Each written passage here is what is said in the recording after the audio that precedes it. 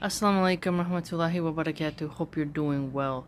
So, we got a great question here from Historian3290, which asks, did you have a religion before Islam? I was raised in a Christian household. I went to Christian camps like during the summertime, and I did attend the Mormon young women's activities. Different sects of Christianity were common in my growing up. I got to see some, Catholic Mass, and got to experience the Lutheran church and then non-denominational churches. So I was someone who was really keen on exploring different religions because I do have that kind of philosopher's brain. I went through an atheistic period where I was quite cynical, goth, and nihilistic. I dyed my hair black, and I wore really dark eyeliner and whatnot. So that's just who I was for a while. And then when I came to California, I was really interested in sort of the more natural living that a lot of liberals did in the coastal towns. So it was the first time I got to see like vegan shops and a whole different way of existing, and there was a lot of Hindu and Buddhist iconography and literature. And close to where I worked, there was a Tibetan shop, and then close to where I lived, there was a Tibetan shop. So the Tibetan branch of Buddhism was something that I really started to get into. I did put a lot of those books in the recycle bin because I have so much limited space. And that sounds kind of weird how I said that. I have limited space, so I cannot have too many books. And not every book needs to be kept, The person got the sale, so they got their money. I don't need to actually keep every book I read. So I put a lot of that in the recycle bin, and then I got rid of all of the idols because I had a little shrine, altar and stuff. It was about at least 14 years ago. Yeah. It's been about 14 years since I've gotten rid of my idols, but then there was some left over in the storage that I had discovered. I was getting really curious about Islam, and then when I was cleaning out the garage, like the garage area storage thing, there was some there like Kuan Yin, and those were of like the mainland China branch where the Buddha is fat instead of skinny. There's a difference in the Buddhism expressions for those areas, but I got rid of them, and there was like a couple really interesting looking scary Tibetan style masks that I had in storage, and I got those and just put them in the garbage. So I could have sold them, but I thought that would be haram money, so can't be doing all that. I'm not gonna donate them because then you're not really cleansing yourself of it in a way. And I did pawn the silver jewelry, and I did throw away some of this jewelry that wasn't silver, because in the Tibetan rings and the Tibetan jewelry things I bought in the shop just didn't have that much use for it anymore, and it wasn't my style anymore. So it just was a big part of my life, and then I still needed something more. And what I liked about Buddhism was the minimalism, and Islam allows us to have that as well. So the relief of suffering they mention, and not having attachment, and the problem in America today is a lot of materialism, and Buddhism was attractive to me because it clicked in me where I was recognizing the fact that life cannot be measured just by your bank account and how much luxury you have around you.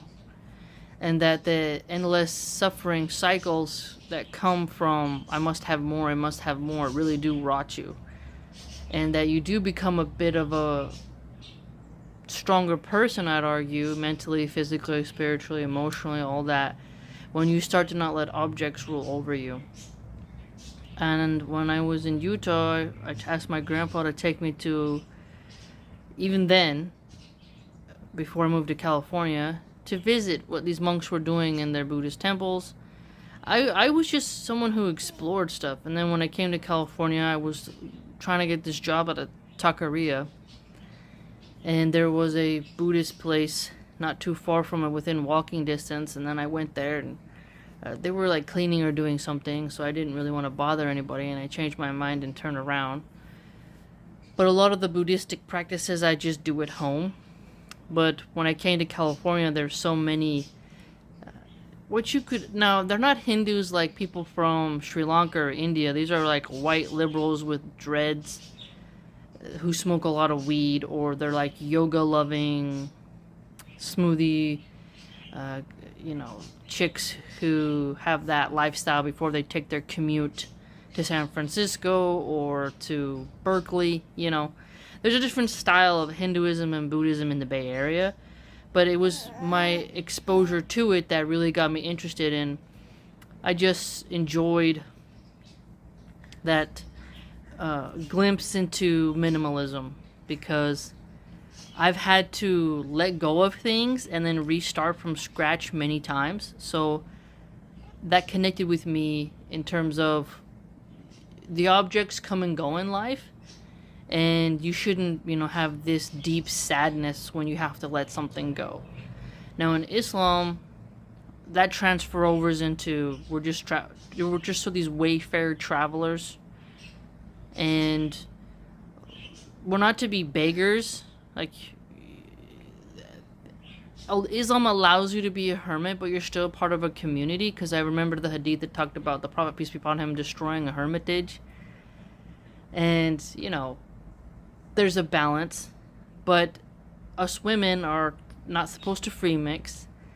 And being a homebody isn't frowned upon. And so Islam fitted my personality. Because as a child, I just really did not enjoy, shake this person's hand and forced social interactions, where I was more standoffish and wanted to observe. And every time I tried to really be that social butterfly, I ended up making people uncomfortable, or I was rude, or I was domineering. And it makes me think about the hadith that talks about someone resigning away from people in order to protect people from their personality.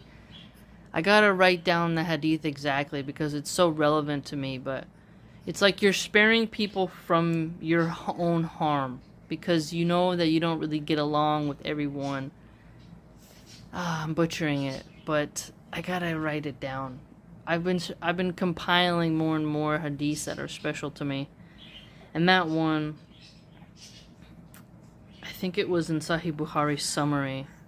So I have a big old thick one that not only do I have all Sahih Bukhari, but I have a big old thick summary as well, and I think it's in there. And I annotate, but I didn't write that number down, so I gotta go scan through it. But it basically just lets us realize that there's different personalities in Islam. And we know that there's lots of Bedouins during that time where Islam was spreading. Yay. So I do think that there are a lot of Stoic principles in Islam. Be patient is mentioned all the time. The hadith where the Prophet, peace be upon him, repeats 3 times for someone to watch their anger. So I have anger issues. I'm minimalistic. I can be a bit macabre, a bit goth, and Islam allows me to have that. And think about how Islam tells women, don't soften your voice with men. You're not supposed to just be charming and flirtatious. Now, don't be unpleasant and like cunty, but you don't have a obligation to be this sort of politician like, how are you? With men. And Islam doesn't force women to shake hands with men. And so there's just so many benefits that I like that suit my personality in Islam that transferred over from Buddhism. So my religion before that, one could say that I was an angry atheist for a while. And I grew up around Christians. And then, coming to California, I learned a lot about Buddhism and wore their jewelry, said their prayers. It didn't really click though, because I wanted that strong bond with God, and Buddhism doesn't have that. Buddha isn't God. So, and no, Buddha was not a Muslim. People who say that, you're just wrong. You're just wrong. Buddha was not a god. And he was not Muslim. And he was not Jesus. Some people even say he was Jesus. No. But he was somebody, at least traditionally, who grew up in a palace and then left that lifestyle, and he was contemplating, about how do you stop the cycle of suffering, sitting under that boba tree, going long periods of time without eating or asking others to feed him. Just a complete freedom. Reminds me of the philosopher, was it Zeno, who lived in a barrel with the street dogs. And Alexander the Great asked him if he needed anything, and he told Alexander the Great, yeah, you can step out of the way of my sunshine or of my light. Because he was standing in the way of the sun. I admire stuff like that. It just seems very freeing. But it's not the same as the Hindu Babas, who kind of go around smoking weed, rubbing ash on their bodies, and then doing kind of strange suffering rituals publicly. Like, that's different. Very different. But I do find myself finding a lot in common with the Buddhists who, they shave their heads and they are trying their level best to not be materialistic, and late stage capitalism is a tough thing for a lot of people to go through. And clearly America cannot keep making its citizens happy with just buy, because people don't have money now.